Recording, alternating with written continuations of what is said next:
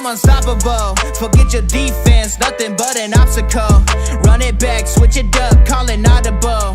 Serving up them Hail Marys till the game over with. The showstopper so hot, you gotta blow on it. I said I'll huff and I'll puff, then I'll pass to my left while I'm looking to my right. Hit them right in the chest, it be looking like magic. Better give me the throne. I ain't talking about Patrick, but I rep my home. I'm never at the end of my zone, I'm bad to the bone. Eating up these pig skins like they chicharrones. And you a douche cabron. Mira, mira at the mirror on the wall. I'm the greatest of them all. They gon' put me in the hall. Your name is only written in a bathroom stall. Quit your stalling and make a play. My drive too long, pop the clutch, I don't pump the brakes. I know what it takes to gain the muscle, get rugged. These butterfingers be fumbling, squash the scrimmage and rub it in Robitussin. How I give them concussion, they seeing double, they rushing and pass the shovel, the dirt and rubble, I bury them under it. Stay in your huddle and get 10 yards back, never turn your back. I'ma pull your flag, I go full contact, out punch, out kick like a shotgun blast on 1 out snap. It's a fact that I'm unstoppable. Forget your defense, nothing but an obstacle. Run it back, switch it up, calling audible. Serving up them Hail Marys till the... What's good, everybody? Welcome back to a new episode of Hustle My Podcast. And I'm going to go ahead and introduce the guys that are on this panel, starting with Mr. Austin. What's good, man? What's up? I'm Austin. And then next up, my guy, my other brother, Harish. Yo, what's going on? And that me not saying that Austin my brother, he's my other brother. That's what I meant. He's my other brother. So I got two brothers on this podcast tonight that we're going to give y'all this content.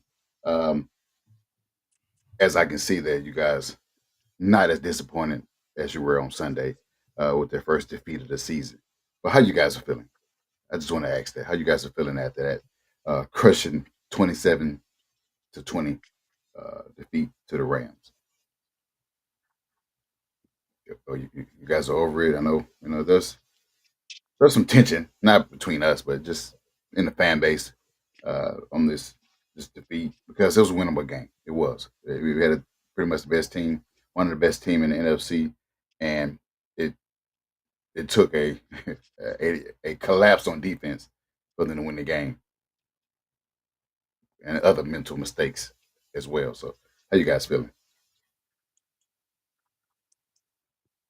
I feel all right. I think we're going to be all right at the end of the day. You know, it stings because we should be 4-0 right now. But there was a lot of positive from that game. A lot of positive. Some negative. Some learning, teaching moments. Some things that you got to keep in mind. This is a young team, a young offense, right? Lots of positive moments. I we'll talk about it later. I think this team passes the eye test, and I think this team is actually for real. But lots of it is still disappointing.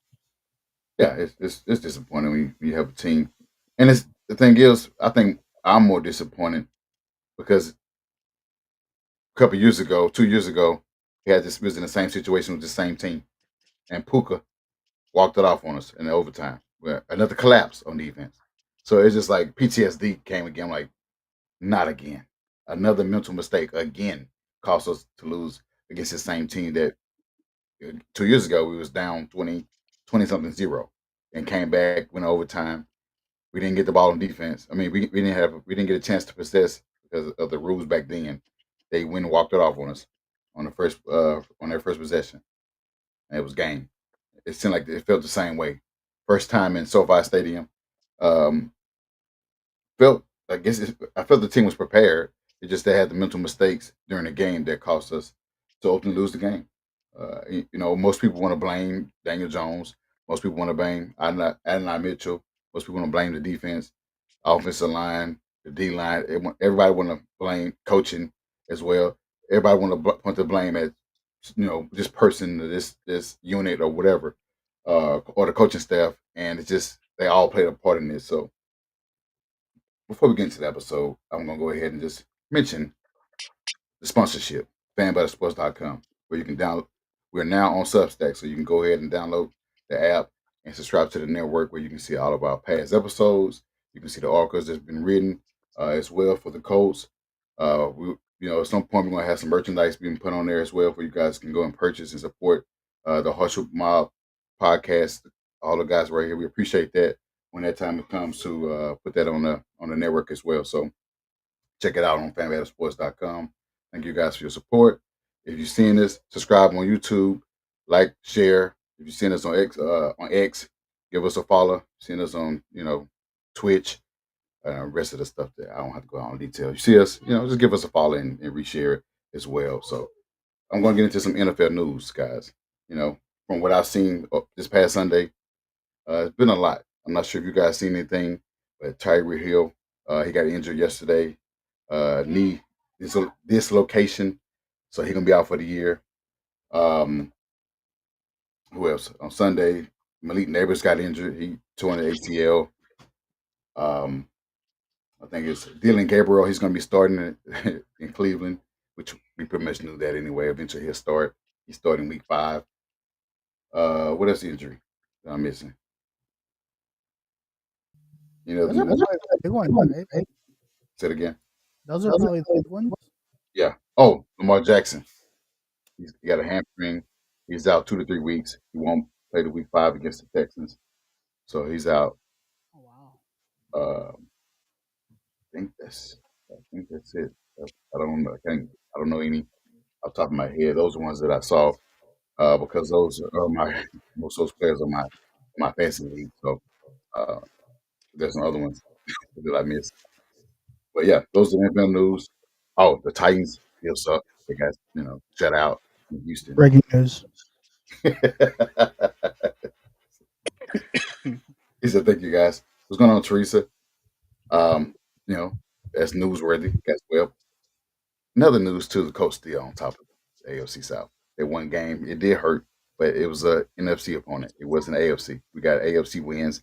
We still at the top, so we ain't getting knocked off yet, and we got another opportunity to face another AFC team to give us a cushion. So I'm not gonna say I'm okay with losing, but I'm not as out as down as most fans are after that loss. So guess what, guys? Better days are ahead. They're ahead, and that's starting with week 5. The preparation started yesterday. We get to practice and move forward from this loss. So what are your takes from this game? And I go with Austin.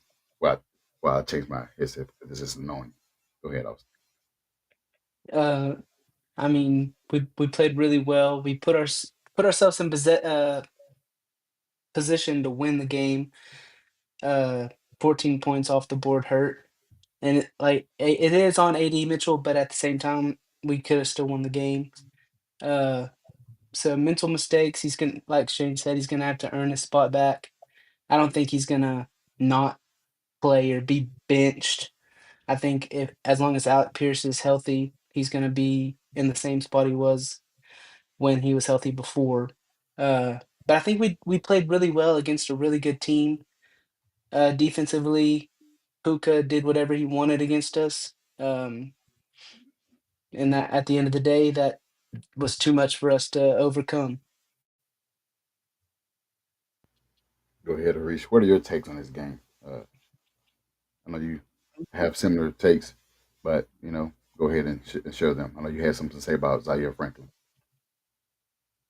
Just lack of mental toughness.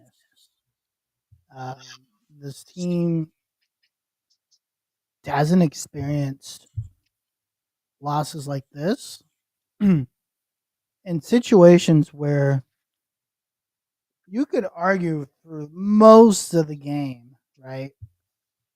75, maybe 80% of the game, they were the better team, right? And to have collapses like that against great teams it's a learning experience, and I think that's my biggest takeaway is it just goes to show, like, for the longest time we've been trying to build up this team to like be competitive and do something, and I think we're maybe, I don't know, I'm hoping like this is one game we'll see when they play another good team again, right? Maybe this team has turned the corner and now it's figuring out how do you win these tough games, right? So I think the biggest takeaway is this team can compete. It's just a matter of figuring out now how do you take that next step and say, okay, how do you learn from everything that happened last week, and take that into the next game and don't let it distract you from game to game. You need to go. I think are there in Vegas this weekend? You have to go to Vegas. We're in Indy. We're at home. Okay. So you come home, get everything out of your system, right? Go take care of business this weekend. Right? Make a statement, right? And I think that's the biggest takeaways. You know you're good enough. Now, how do you overcome adversity with your backs on the wall? What happened? Kind of what the Rams did last week, right? They choked the game against the Eagles. They come back this week and they put themselves in the same situation and they were able to conquer, right? How do you kind of do something similar like that, but go take care of business again against the team you should? So I think the biggest takeaway is this is a really good football Wait, you meaning the Rams, or are you talking about us being a really good team? team. Both teams, I think both teams are really good, but particularly us. I mean, it's to your point and to Austin point, we face a good team, and we showed that we can hang with any team if we didn't have the mental mistakes. Minus the mental mistakes in this game, we're looking at a win or at least a tie game. Not tied to end the game, but we went toe to toe with those guys. But those Yeah. having nice weapons from the running back, Karen Williams to I wouldn't call Puka Hall of Fame with the way he playing. He's damn sure gonna be in the Hall of Fame. But Devontae Adams is just too much to overcome when you got a defense that's thin already on cornerbacks and guys inconsistent for us and Xavier Howard. And we still had the opportunity to win. It's just that mental mistakes allowed us to not move forward and to win this game. Like you said, it's about how do you respond. You got opportunity to face a Raiders team that's not very good. It's not the coaching; it's just the players. They don't have enough players on their team. They have a good defense or have good defensive players, but I think we're a better team going into this matchup and able to win this game and be 4-1. Or could have been 5-0, but just to be 4-1, still put ourselves in a good position to not only be in win the division, and just go in further in the playoffs. I don't want to get too far ahead, but I'm not. I saw the silver lining. I'm not down. It's just that it hurts. Losing hurts. This coach team been losing a lot. So this is our first L, which we knew that coming into this game because we predict them to lose. To not panic. Don't overreact. Don't crash out. Don't allow this, the first defeat of the season define the rest of the season. I saw some fans do that. I got an inbox. I showed you guys. I got an inbox where a guy said Daniel Jones got benched. There's no way. The guy's third in passing in the league. 2 turnovers in one game out of 4 games, and he gonna get benched because of the mistakes he made. One mistake is trying to drive the ball down the field with 50 some seconds left of the game. Yeah. I mean, you can't. I mean, it counts as an interception or turnover, but you can't fault him for that one. Even the first one, he driving the ball down to A.D. Mitchell. Yeah, and the safeties made a great play. He get paid as well. It wasn't like he just threw it right to him and said, "Hey, here's the ball." We seen how Daniel Jones played when he's turning the ball over like that. That wasn't one of those plays where he just purposely turned the ball over. It was just a play where he saw Eddie Mitchell, thought he was open, safety jumped the route. I'm okay with that. And we knew that's going to happen. We knew that he's going to turn the ball over. It wasn't going to be mistake free for the full season. But we've seen a lot of overreactions. We've seen why they're not running the ball with JT. Well, credit to the Rams for stopping the run. The guy just had the 160 the week or 100 something the week before, and 160 the week before that. He can't run for 160 every game, which he averaged about 90, 92 in it for his career a game. So give credit to the defense for the Rams are doing what they're doing to stop. But other people had step up. A.D. Mitchell did step up. Tyler Warren did his thing. Michael Pittman did his thing. Josh Down always do his thing. So that's when you have an offense like that, you have those weapons, which we've been talking about for years, having enough weapons to play against a team that's lethal like that. We just had just the mental mistakes that happen. So um, I'm I got my head held high moving forward to the next game.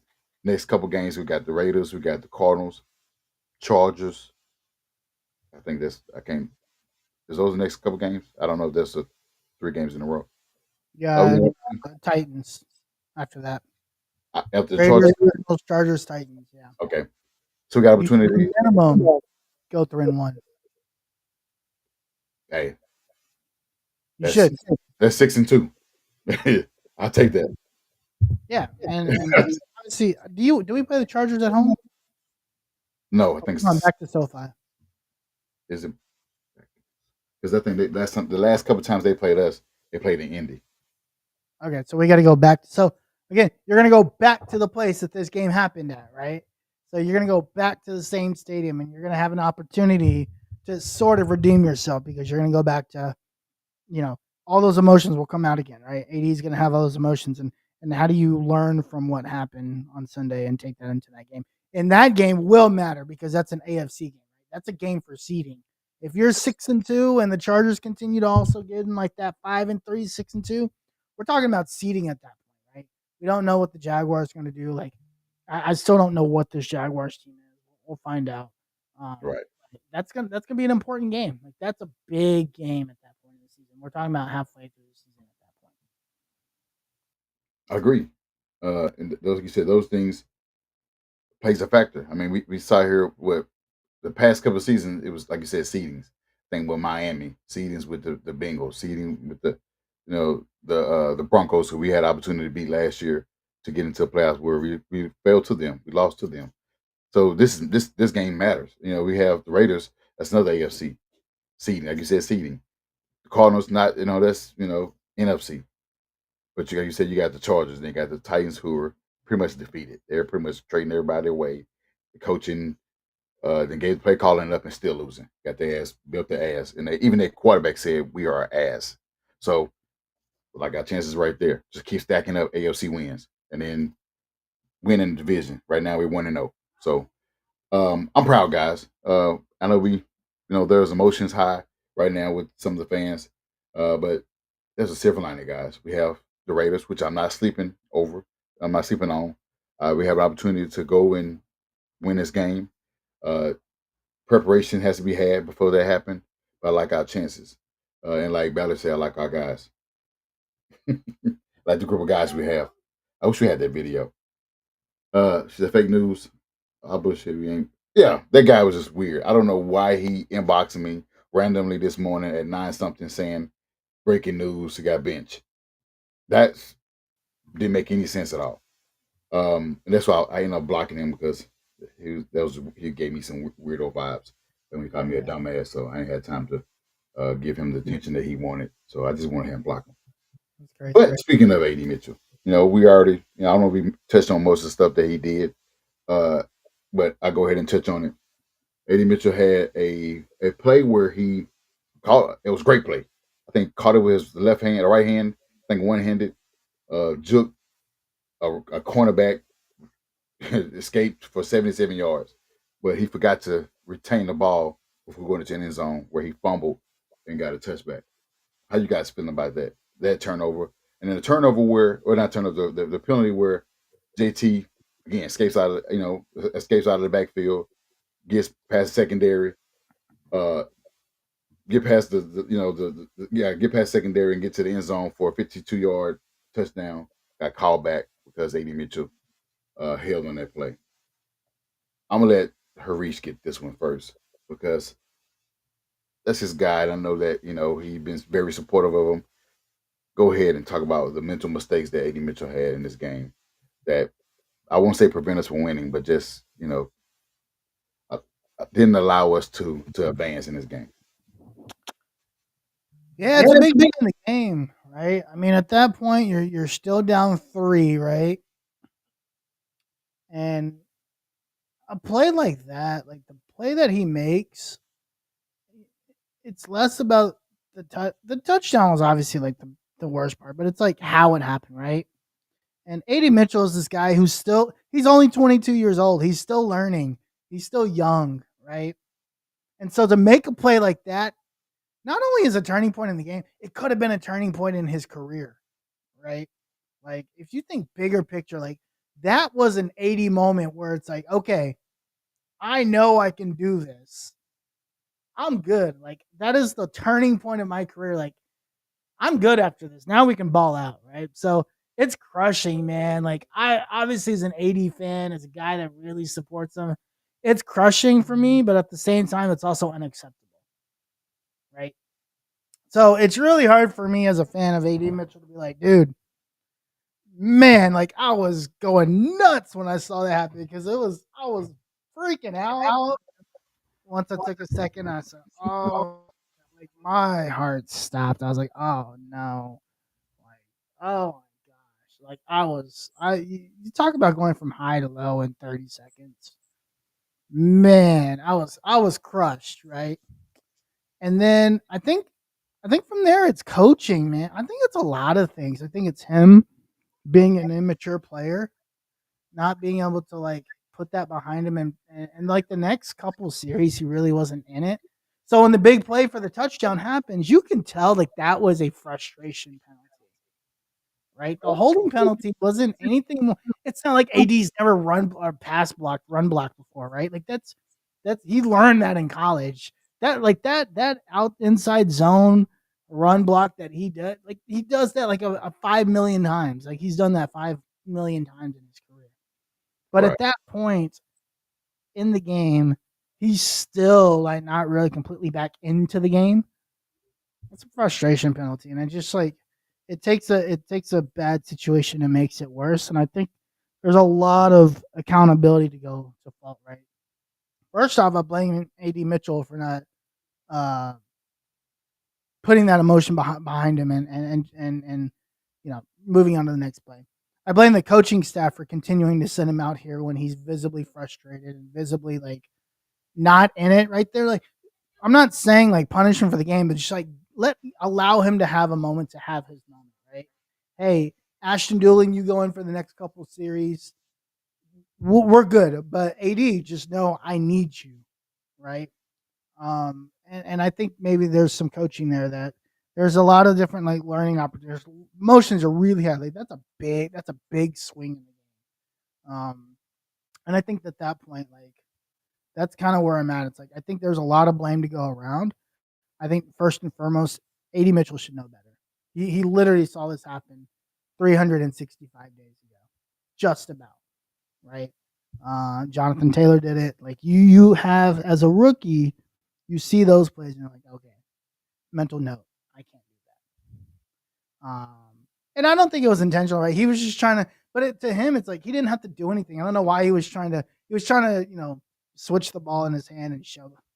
You showboat after you get in the end zone, my guy. Like you switch the ball in your hand after you get into the end zone. That would have been your first career touchdown. Like that's how you celebrate, right? But yeah, it's tough, man. I mean, I love AD, but that's on him, and then it's on the coaching staff for not helping him. And we all have every right to be pissed at him at that moment. And I was upset with him. Like I was angry at him. But at the same time, I was like, okay, as a young player, we've got to rally behind him. And I think that's where the defense really stepped up. Those next three series, three straight 3-and-outs after that. I mean, you've got to give kudos to the defense for keeping us in that game and not letting that to completely fall apart. Yeah. And yeah, then that makes sense. Austin, what's your take on that? Yeah, I mean, watching it, fantastic play, like incredible. Everything up until that last moment. Um, and just watching it, it's just kind of frustrating as a fan. You know, you're like, oh, that's it. Easy touchdown, and then it's just gone. Um, and like you said, it happened last year. He saw it happen. It just can't happen. The stuff like that can't happen. We see it, and it never makes sense to me. Like, why can't you just finish going into the end zone? Yeah, but Yeah. hopefully, like you said, he's young. He's only 22, so hopefully he takes that and he learns from it instead of continuing to keep it in his head and let it get to him. And the holding call, like I didn't even think there was a need for him to even do it. Like his guy wasn't getting to JT. Um, So, like you said, I think it was just a frustration thing. So hopefully he gets better in practice, and when he gets back on the field, he makes another big play and actually finishes it the next time. As we all know that the next play is going to be the best play, and we forget about those mental mistakes. What happened with JT? We forgot about that once he played the Broncos. He touched them. We forgot about that. We only know it now because of AD Mitchell did the same thing. So now we just pretty much reminiscent of he saw this shit before, man. And I know I know he's young. I know he's ready to celebrate his first touchdown. It was a great play, outstanding play from him. He needed that, and just don't know what was going through his mind at the end. Like Hurry said that trying to change the ball or maybe getting ready to celebrate whatever he's getting ready to do, but you have to secure that touchdown first. Yeah. We've seen Deshaun Jackson do this when he first came in the league. He was one of the fastest guys on the field for the Eagles and dropped the ball before he got to the end zone. He did that Cal. We've seen this before. A lot of players do that. They're thinking about what's going to happen after the score, but they haven't scored yet, and they make these mistakes that cost a game. And I know I may have make some tweaks and stuff like that out of frustration. It was nothing detrimental. But after listening to the video of James Boyd and others talk to him, I felt bad. I was like, you know what, the kid is really down on himself. He's really down. He really wishes he could his back. Well, that's the problem, right? He's still down on him. This is 48 hours later. Like, Yeah. at this point, you gotta let it go.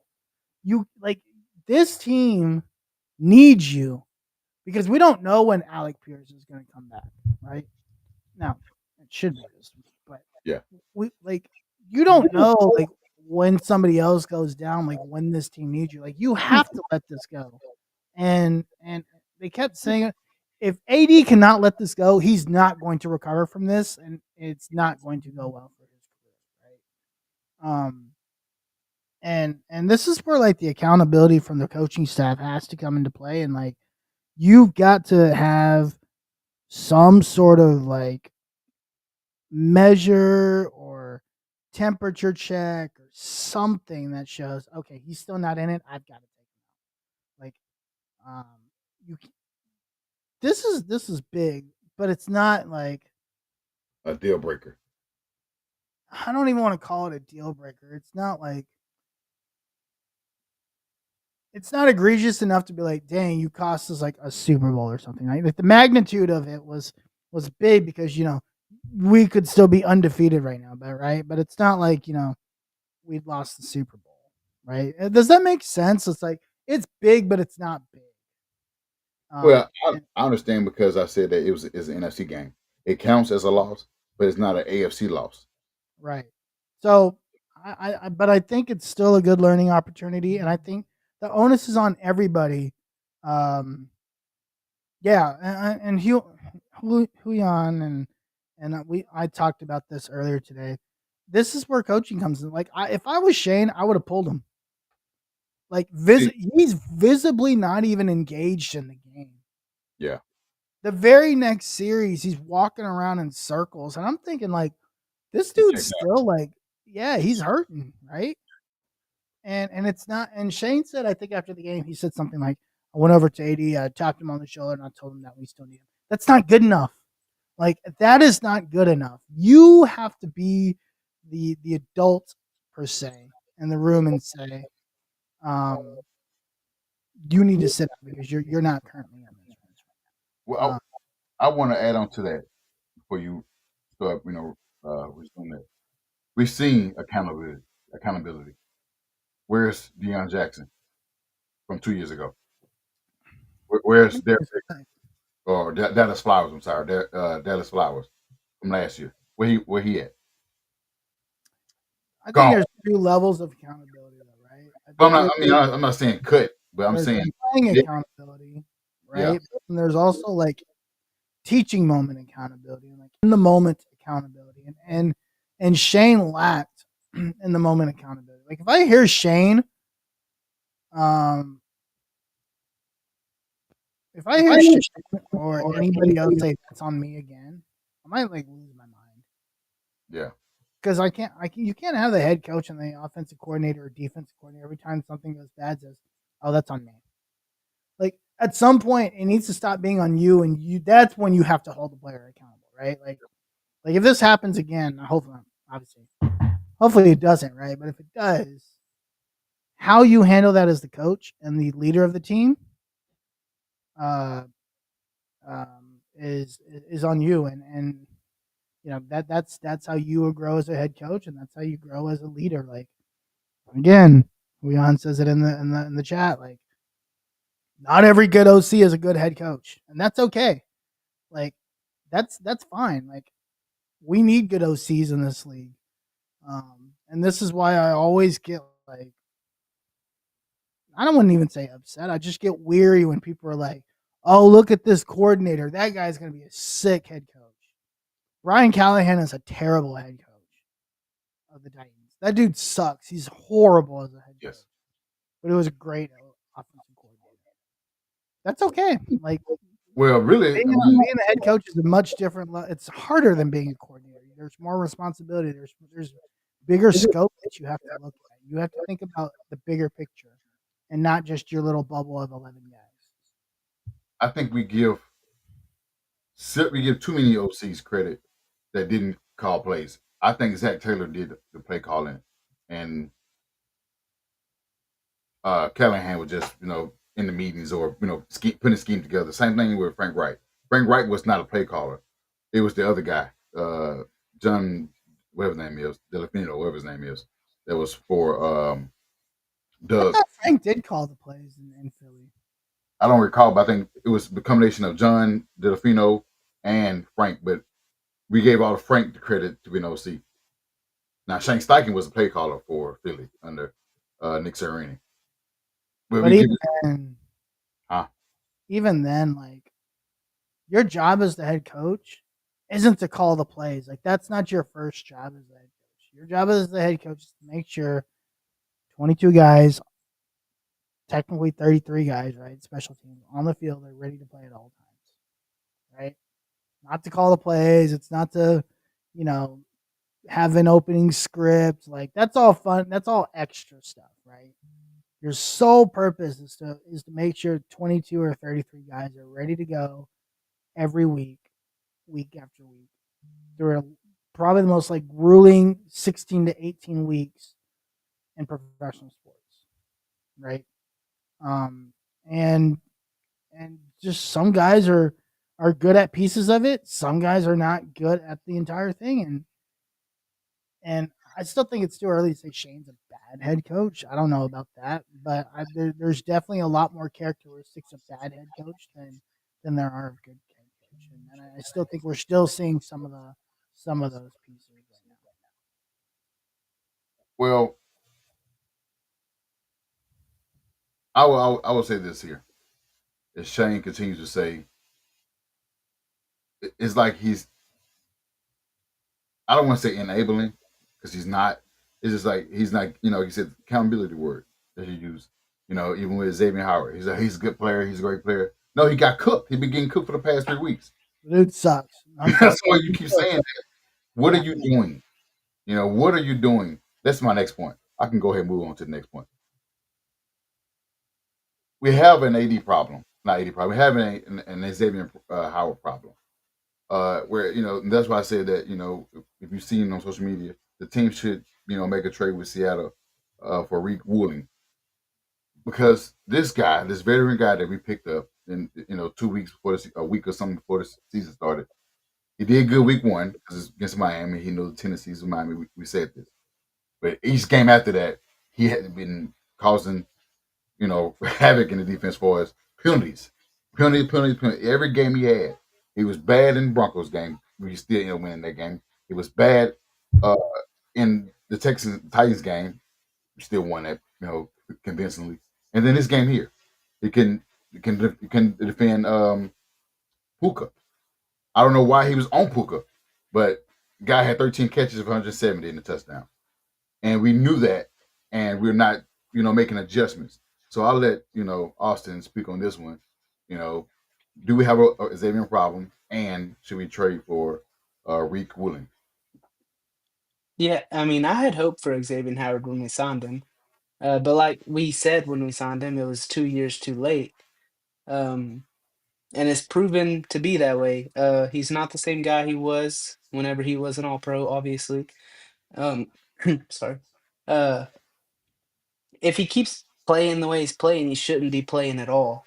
Like accountability needs to come back, and we need to make a move, whether it's Woolen or something else. I don't know what else we could do, but something needs to happen. I don't know how long Jalen Jones is out, but something needs to happen to where if he keeps playing like that, he doesn't see the field anymore.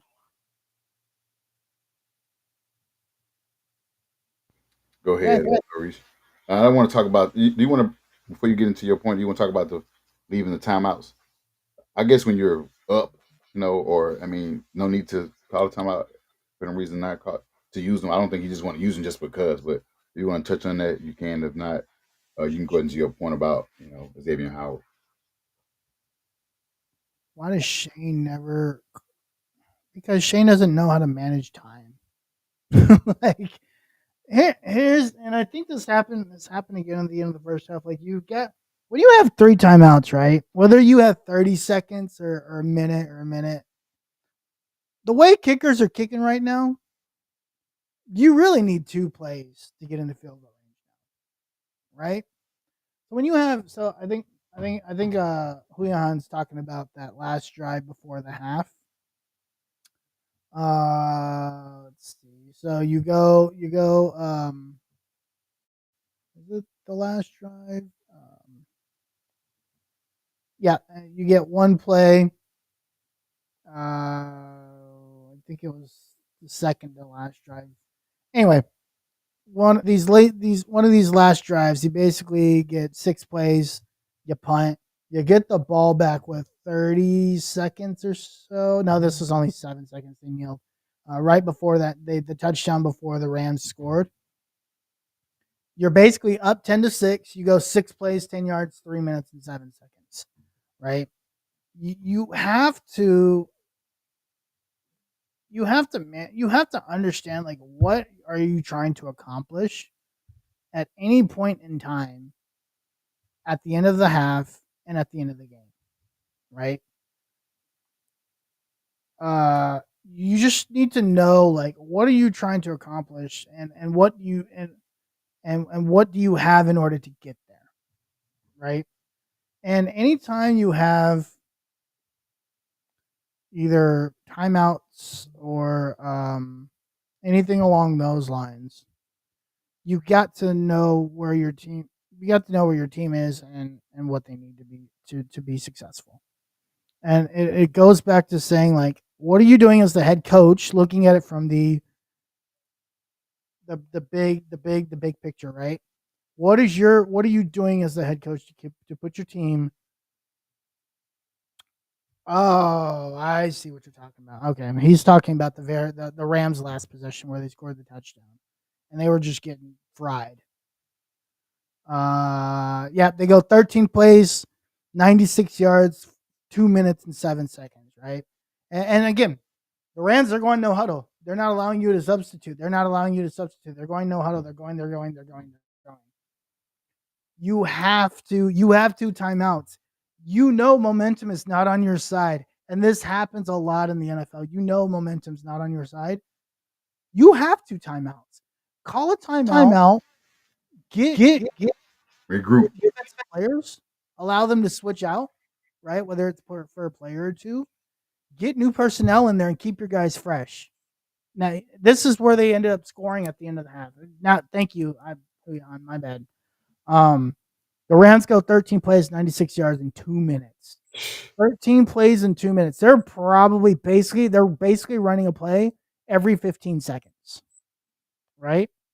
And the only time the clock is stopping is on incompletion. So, very first play of the drive, Matt Stafford throws to Devontae Adams for 5 yards. Then you get the 2-minute warning. Then you get an incomplete pass, 23-yard pass, incompletion, and then this is kind of where you have to like manage your time, right? 16-yard pass, he goes to Devontae Adams. Right immediately after that, 20 seconds later, they run another play, 9-yard pass. 20 seconds later, they run another play, 16-yard pass. And remember, because they're having to run plays, these guys are running 20 yards down the field, coming back, getting lined up, trying to figure out where everybody is in that whole 20 seconds. In the meantime, Matt Stafford's running another play, running down the field at 15 yards. You have 2 timeouts. Why are you not taking timeouts and taking a second to breathe? Get the right personnel in there. Get your guys switched in and out. This is we talk about poor clock management on the offensive end. This is poor clock management on the defensive end. And I get what Huyan's talking about. This goes probably to his last comment around like bad coaching, right? And bad situational awareness. Is you just as much as you want to run a great 3 or 4 minute offense, you have to run a great 3-4 minute defense. Recognize when the right time is to take timeouts, and you should use your timeouts every half, unless you're leading in the second half, right? You use your timeouts every half, especially in the first half, offense or defense, because it's either to spring momentum, right, on the offensive end, or stop momentum on the defensive. Sorry, that was really really long because I went the wrong direction for a long time. My bad. Yeah, that definitely. But yeah, I think your point. I don't know what your point was. Talking about Howard. Yeah. Yeah. All that Howard. Yeah, I mean, Howard was a filling guy, really, at the end of the day. If Jalen Jones doesn't get hurt, if, I think Edwards is probably going to start to play a little bit more. He seems to be a little bit more promising.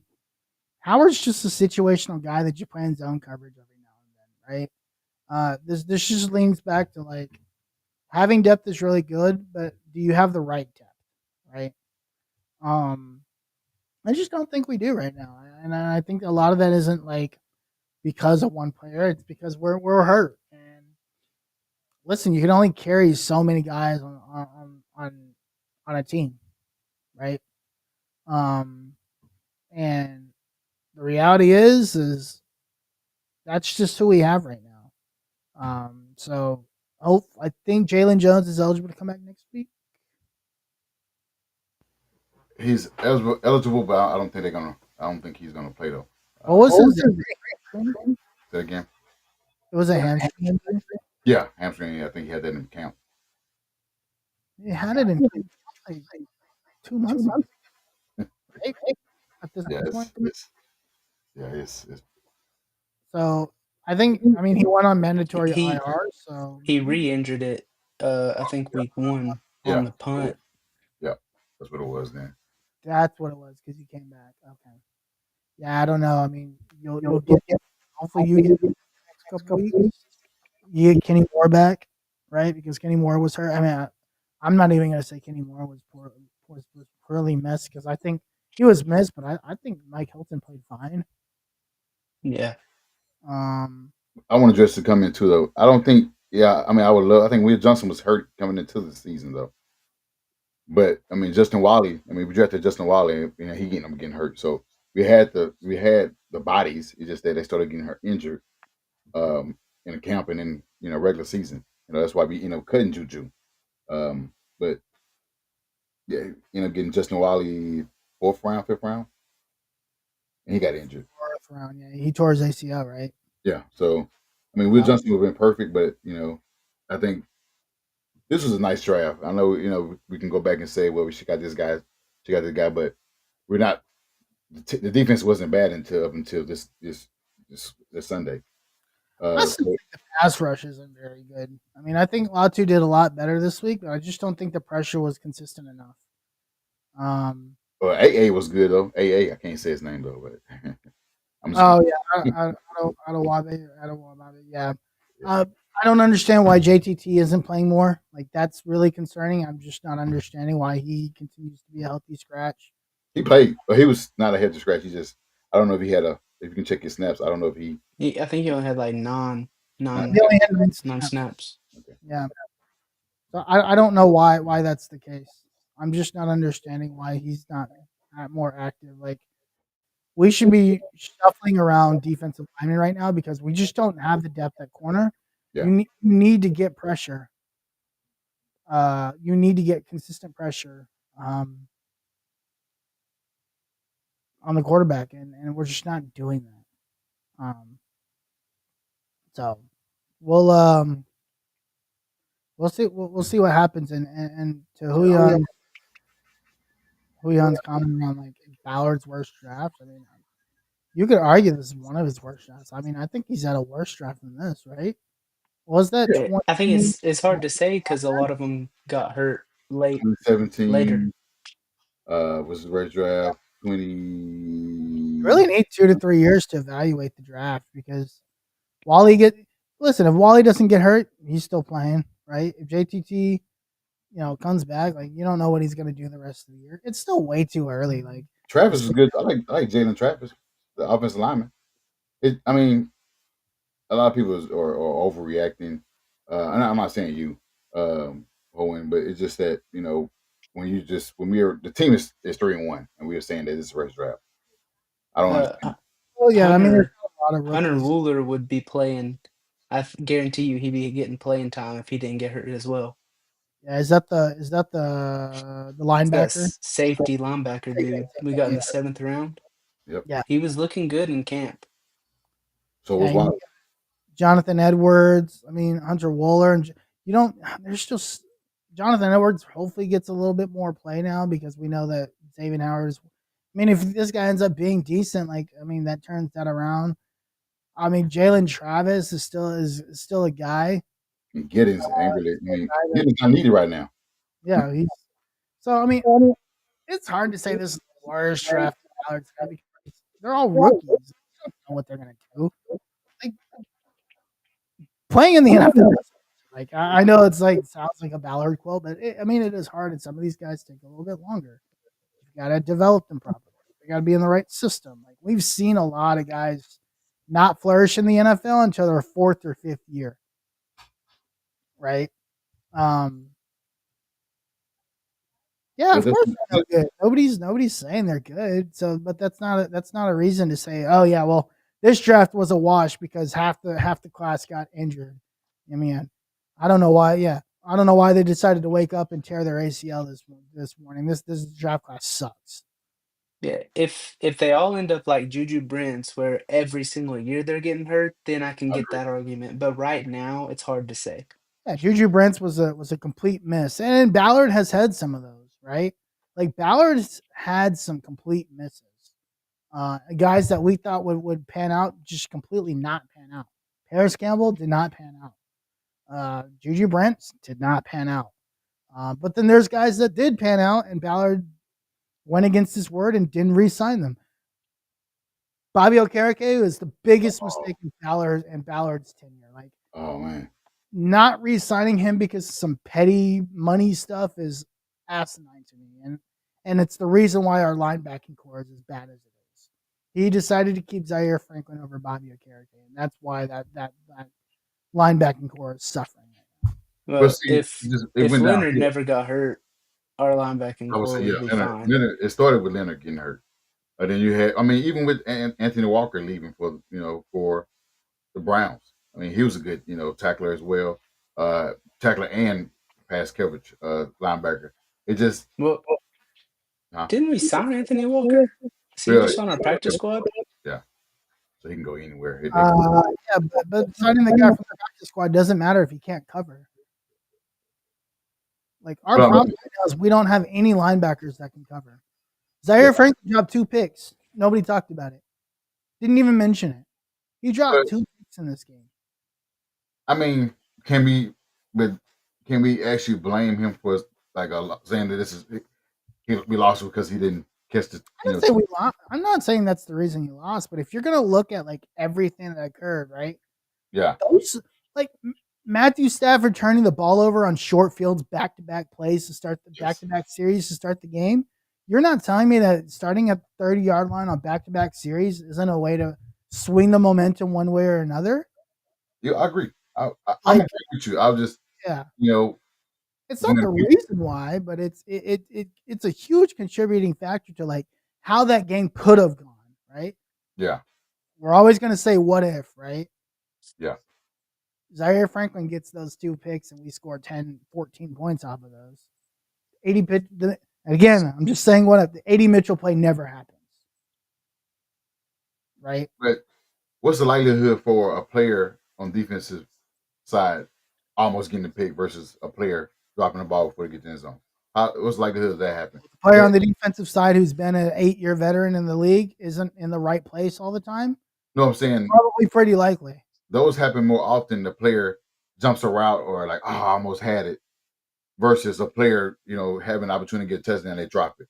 I think It's Zaire more- Franklin's inability to get those picks wasn't him of like, oh, almost got it. It was him not being in the right place. Right? With that moment he was. He just didn't. Both of those picks, he was not in the right place. Right? Like he does not play the coverage properly. He's like half off. He's exposed. He is. He may not be the scheme fit. He may not be fit for this scheme. That's what I'm saying. We talked about it a long time ago. Like when Lou Anarumo was hired, we said if you don't have a linebacker that can cover, it's gonna be really difficult to play in this system. We all three of us said it like 6 months ago. Like this is shocking. Like the I result said we should trade him. shocking. I said we should. I've been saying we should trade him. Well, Not we because should he wait can't. until Carly comes back and see what happens. I think that's really what I mean. Jalen Carly is once he comes back, we'll see like how he contributes. But Teresa, Zaire Franklin is just terrible in coverage. He's always been terrible in coverage. to answer your question, I don't want to bring back a 35-year-old cornerback. I don't care how good he is. I don't think we should be doing it. I think we need to get younger in the secondary. That's our problem now with Xavier Howard, who's 32. Yeah, he's been out 2 years, but 2 years should have kept him healthy, rejuvenated. He said he's been working out. It looked like he's getting cooked every week. I don't know what get him more. He's talented. We've seen what he did 3 years ago with us, but I don't know. I don't think 3 years later he's gonna still have it. I think we'll be wasting our time for the short term. Because right now everything's any guy that we pick up free agency wise is short term until other guys come back. Unless we make a trade for like Woolen, who is pretty much long term. Because he's a fifth round pick. He's a fifth round pick, but he got first round talent as a fifth round pick. Was you able to go, Austin? Huh? Was you able to go? Go. Yeah, speak on the topic that we talked about. Oh yeah. Okay. So the next topic, it's still discipline. This loss was about discipline from offensive side and defensive side. On defense, what the hell happened, guys, on that last drive for the Raiders, for the Rams, where we had 10 guys on the field and leaving Tutu wide open for an 80-yard touchdown, pretty much a walk-off touchdown. Even though we had opportunity to answer it, that was pretty much game at that point, leaving wide open. Harish, speak on this. 10 players on the field and not 11. We thought that maybe it was Hilton's fault. We didn't know what was going on until Lou said something today about he would take ownership of it. That was his fault. He should have the guys ready to play on that last drive because he said something about supposed to be doubling Puka. But go ahead. Yeah, I mean, if I don't remember who was in coverage that fell. Was it Edwards? Was it Edwards? I think it was Edwards. And if he doesn't fall, like I don't think Tutu Atwell gets open, right? And Yeah. they're sliding the coverage right, because the goal was to double Puka, right? So when you slide the protection right, then they're playing the coverage correctly. But the problem with sliding the protection right is you saw the issue is when he slips, there's no safety over the top now. Charvarius Ward is now playing further up than he normally. Sorry, the safety is playing further up than he normally would because it's the protection's been the coverage has slid over, right? So when he goes down, it's over at Tutu's speed like that. It was a foregone conclusion that was going to be a touchdown, right? So even if the goal was like, oh, there was going to slide coverage. If he falls, even if there was 11 guys, that guy's scoring because you got no safety to help him. Got no set. Yeah, it's man. So yeah, Also, it is the safe. Isn't it like the defensive captain's responsibility or the safety's responsibility to like count the amount of guys that are on the field and call the timeout? but Kenny Moore is the captain, so he's not there. He's the secondary. And then you have a back. There is a guy on the field that is responsible for counting the amount of guys that are in the play. It's either going to be Zaire or Bynum. Yeah, Bynum was the safety that was chasing him. So I mean, I guess he he got- was the farthest so- bat. Yeah, So, yes, you can blame it on coaching, but it's also like on-field leadership. These are veteran guys, Yeah. right? Like, again, coaching, leadership. You can blame it on coaching. You can coach it on lack of leadership. Like that's a key moment in the game. You're up 7 at that point. It's not a tie game. You're not down. You're up 7. So if you cover that, at worst, you get a pass interference call for 20 yards, 15 yards, I'll take whatever. At worst, right? But I again, it's just mental issues, and it's not just one person or another. Yep. Right? It's not just the coaches are always going to take top to bottom. You have guys that are counting who's on the field. You see it happen all the time. And again, you just continue to make mental errors. Like there's no reason for us to lose this game, despite everything that happened with AD Mitchell. We still should have won this game. Yeah. And I think that is the most frustrating. Is as great as the defense was, those 3 and outs. When the offense finally figured it back out, the defense let them down. Yeah. Right. And then the defense figured it out. The offense, like there was no continuity after that. Like it was all ruined. The best quarter that team played was that second quarter. Yep. And from there, it almost continued. Again, when something like that of that magnitude happens, like that completely spun the game. And it could have spun the game the other way where the defense is like, oh, snap, look at what AD did. Like, we have to get the ball back so this offense can continue to score because they can't stop us, right? You're thinking about a route at that point, right? Because then you have the run, the gets called back, right? Yeah, you're up 10 points. And then at that point, like, you know, this is why coaches talk about complementary football. And we just were not playing complementary football in that second half. And I think the second quarter was the best quarter this team played. So it sucks, but at the end of the day, it's also very encouraging. Before you get into Austin, I would say I miss all 3 of them. I miss all 3 guys. They're all equally important. AP, Kenny, and Matt on our offensive line. Offensive line played pretty bad on Sunday, but only gave up maybe 2 sacks. So I'm not too. What's that guy's name? Dalton Kusher, Dalton, whatever the hell. Tucker. Yeah. That guy. Yeah, he had a rough game. Jeez. Yeah, guy was. Bernie did too. But you know, I give him some praise. And Tanner got ran over by Jared Verse. But that's one play, right? It was bad.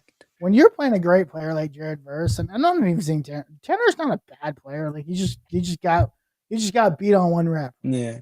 But man, Dalton Tucker, like, Ooh, yeah. Man, that dude. Whew, it just goes to show, man. Like, I had Matt Pryor, like, PTSD. Don't do that. Don't do that. Let's leave Matt Pryor and Eric Fisher in our review mirror. Let's try to. Bortolini was supposed, not Bortolini. Gonsalves is supposed to be like, that was supposed to be our fix at right guard, and because that part of the offensive line was so bad for so long, now we're finally like, oh god, we finally got somebody, and then that happened. So I don't know. Matt being hurt hurt us. Yeah. So I mean, you never. I mean, and it's another news too. You know, seeing Ryan Kelly have a concussion in Minnesota, I was like, this guy can't stay healthy. You know, so yeah. I don't want to take much of your time, Mustin. Go ahead. Yeah, 10 guys on the field. Another just mental mistake that, like can't happen. Lou talked about it. He said it won't happen again, so hopefully it doesn't. But it's just a mental mistake. And we don't know if the play still would have happened if we had 11 on the field or not. Because if Edwards falls, it's going to be hard to stop that play anyways. Yeah. Tutu's a fast receiver. You know, mental mistake. It is what it is. You got to move on. Yeah. Dalton Tucker allowed 10 pressures. Whew, that's a by lot. him. Yeah, that's That's a lot. bad. That's a That was lot. bad. And he had, Line. I'm not seeing penalties. They said we had the most. We had the most. Or we got the most false starts in this game than the previous 3 games. Yeah, that happens when it pretty much happens when you're down one of your best not best lineman, but you have your right guard is out. You the guy you replaced Will Fries, with, and he's out. So now you gotta go to your third guy. Not third guy, but you gotta go to your second guy.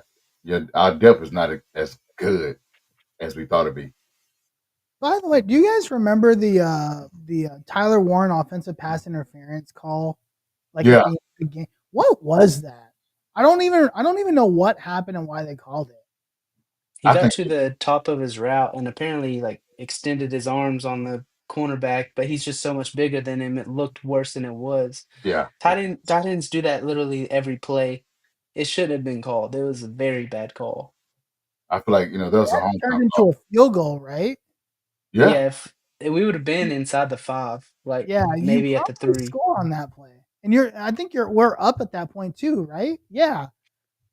We're up because Well, that's right after they fumble, right? yeah.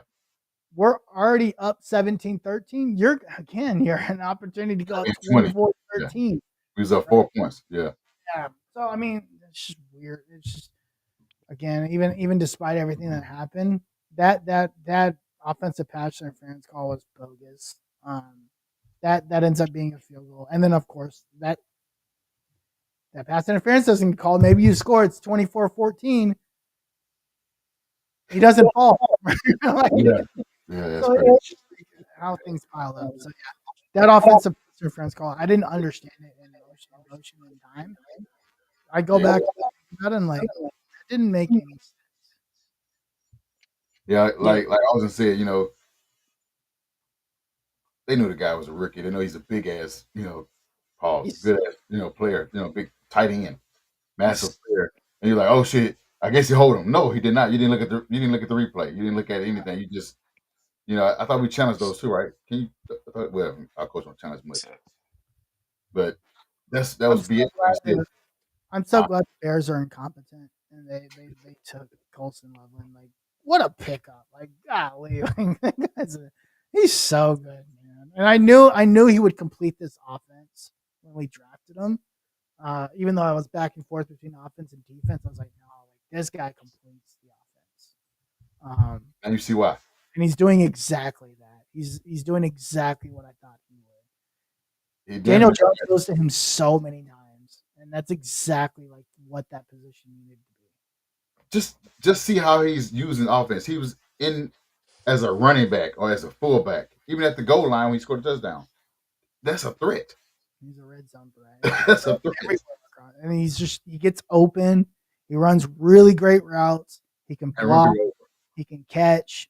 Man, he can freaking do everything. He's so good. That was a bogus call. I think it was like I said, hometown call because like you said, 17-3. Got a fumble. Be driving fast into red zone. Get a touchdown right here. 24-13. That's the fourth quarter at that point, right? There's only like what 8 minutes left. Yeah.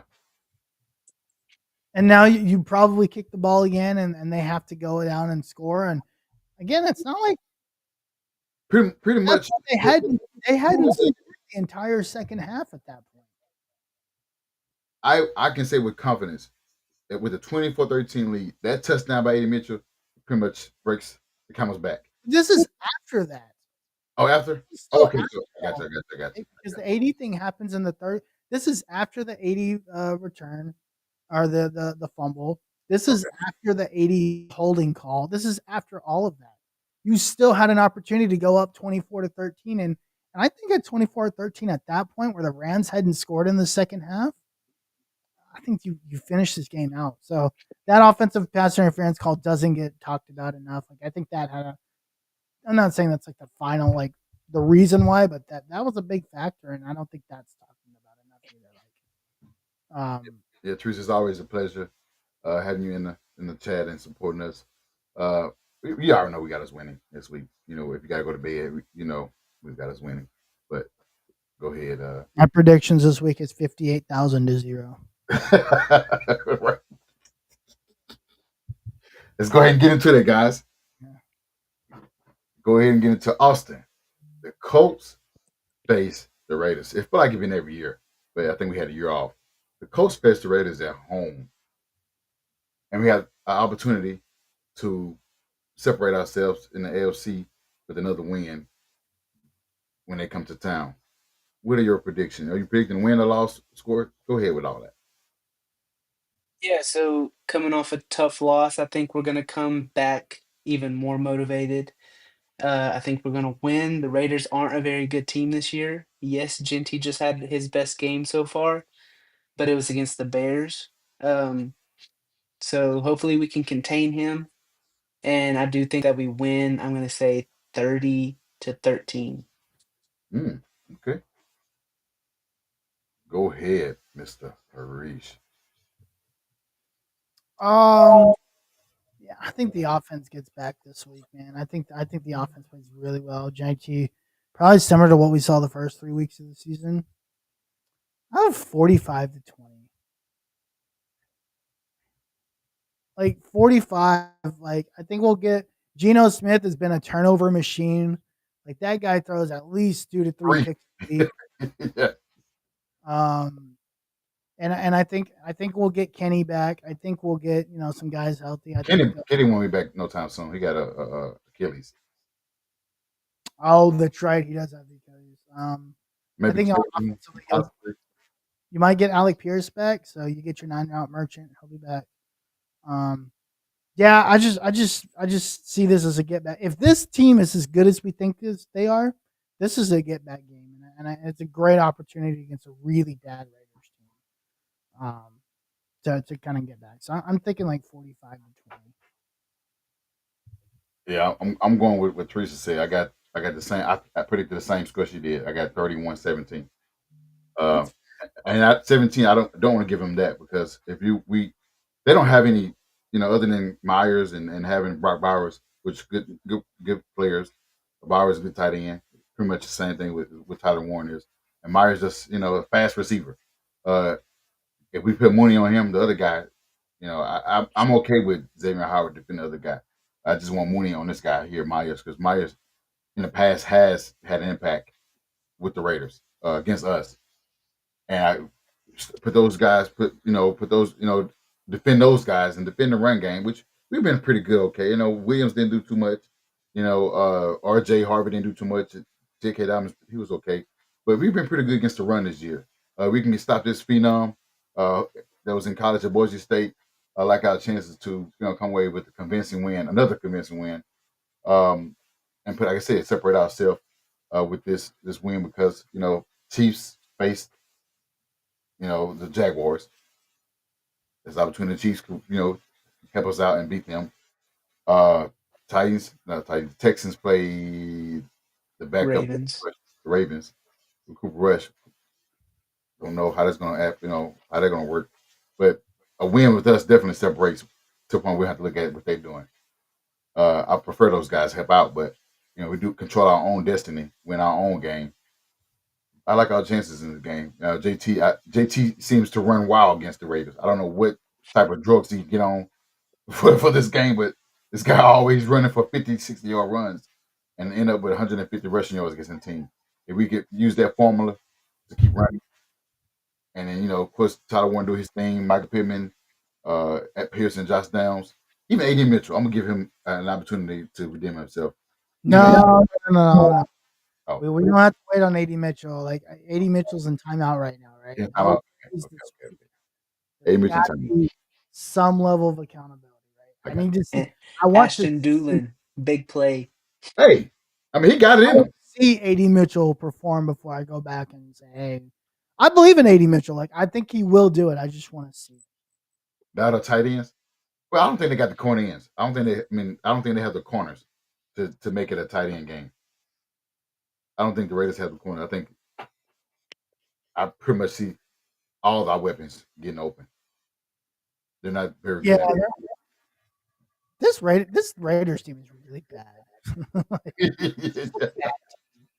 um, and Geno Smith has like 3 interceptions in 2 of the 4 games he's played. Yeah.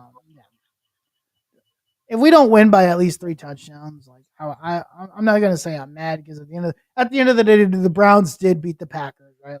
Like touche, fair enough, right? But man, you got to come out and make a statement after last week. Like show that you've learned something. Show that you've grown as a team. This is a great opportunity to do that. Like I You said, come back home, it's comfortable, right? You're like, it's a great time to do that. I agree. Like I said, this is opportunity. I mean, I'm not being on the table and sticking my chest out because we know what the Raiders are. But again, you got to play. You got to win the games that who's in front of you, and they in front of us right now. They stand in the way of a win.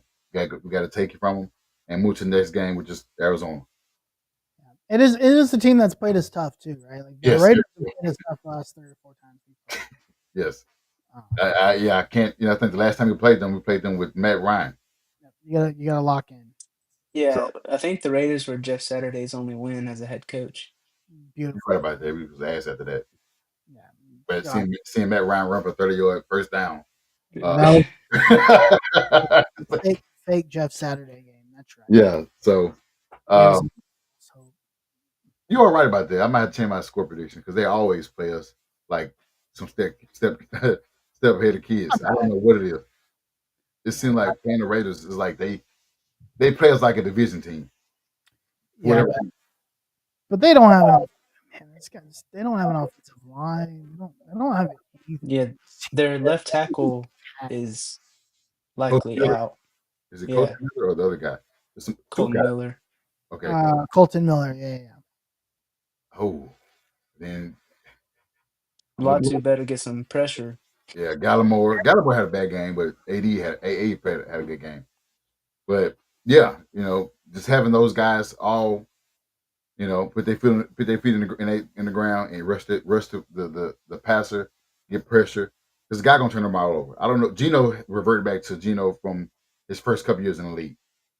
I don't know if he's just not trusting his guys. I don't know if he's just thinking that he is the guy back in Seattle. I don't know what he's got going on right now, but give me the guy that threw 3 picks last week. Listen, they lost 41-24 to Marcus Mariota. Like we should be able to blow these guys out. Ooh, they did get built the ass. Yeah, you're right. So that's why I had 45-20. If this team is as good as I think they are, like you should easily take care of these guys. Yeah, I agree. But guys, I know it's a sad part. For those who are watching from Twitch, X, Facebook, and even YouTube, appreciate y'all's support. Again, give us a subscribe on YouTube, like, share, comment, all the above. Same thing on the rest of the social medias that we have up here on the screen from Twitch and then X as well. Give us a follow. Support the network or the brand Horsham Mob, where we get all the content to y'all every week on Tuesdays at 9:30 Eastern Time. The ones that are already supporting, we appreciate that. But guys, go ahead and give them your tags so we can get up out of here. Yeah, you can follow me on Twitter, X at Cookie Austin 2. And I see you got you get the Longhorn gear on, so I know you prepared for the weekend. Well, go ahead and let them know what you got for Thursday, and let them know your other information. Yeah, you can find me at the Uncle Gandhi. You can find myself and my boy Tim Wayne Thursday night. We start SEC play. The Arch Manning comeback will begin this week. So we're going to Gainesville, a place Tennessee doesn't know how to win at. We'll teach you. So yeah, we play the Gators this week, and we'll be there Thursday to cover it all. If you like football and you like what you saw on Saturday, Alabama beat Georgia.